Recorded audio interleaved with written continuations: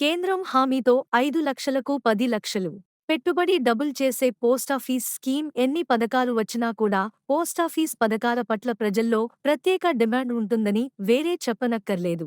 వీటిల్లో చిన్న మొత్తాల్లో డిపాజిట్ చేయడం దగ్గర్నుంచి మొదలుకొని కేంద్రం హామీ వల్ల గ్యారంటీ రిటర్న్స్ పొందొచ్చన్న అంచనాలు వీటిల్లో ఇన్వెస్ట్మెంట్ చేసేందుకు వారిని ఆకర్షిస్తాయి. ఇప్పుడు ఇందులోని కిసాన్ వికాస్ పత్ర పథకం గురించి తెలుసుకుందాం. దీంట్లో కొన్నేళ్లలో డబ్బులు రెట్టింపు అవుతాయి. డబ్బుల పొదుపును ప్రోత్సహించేందుకు కేంద్ర ప్రభుత్వం ఎన్నో రకాల సేవింగ్స్ స్కీమ్స్ తీసుకొచ్చింది.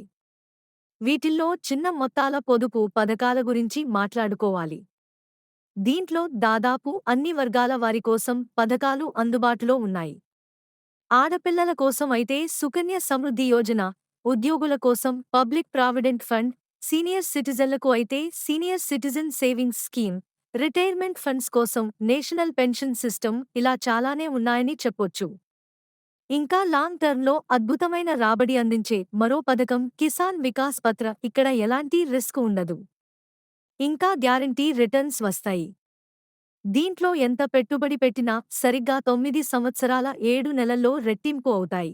కిసాన్ వికాస్ పత్ర అనేది పాపులర్ సేవింగ్స్ స్కీమ్స్లో ఒకటి. దీంట్లో కనీసం రూ.1000 డిపాజిట్తో చేరాల్సి ఉంటుంది. గరిష్టంగా ఎంతైనా పెట్టుబడి పెట్టొచ్చు. ఎలాంటి పరిమితి లేదు. ఇంకా సింగిల్ అకౌంట్ తెరవొచ్చు. గరిష్టంగా 3 కలిసి జాయింట్ అకౌంట్ తెరిచేందుకు వీలుంటుంది.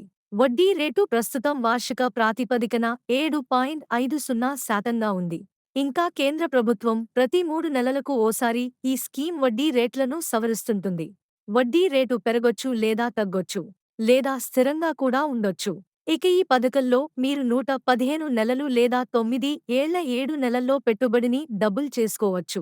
అంటే రూ.1,00,000 పెట్టుబడి పెడితే నిర్దిష్ట వడ్డీ ప్రకారం ఇంతకాలంలో అది 2,00,000 అదే రూ.5,00,000 పెట్టుబడి పెడితే రూ.10,00,000గా మారుతుంది.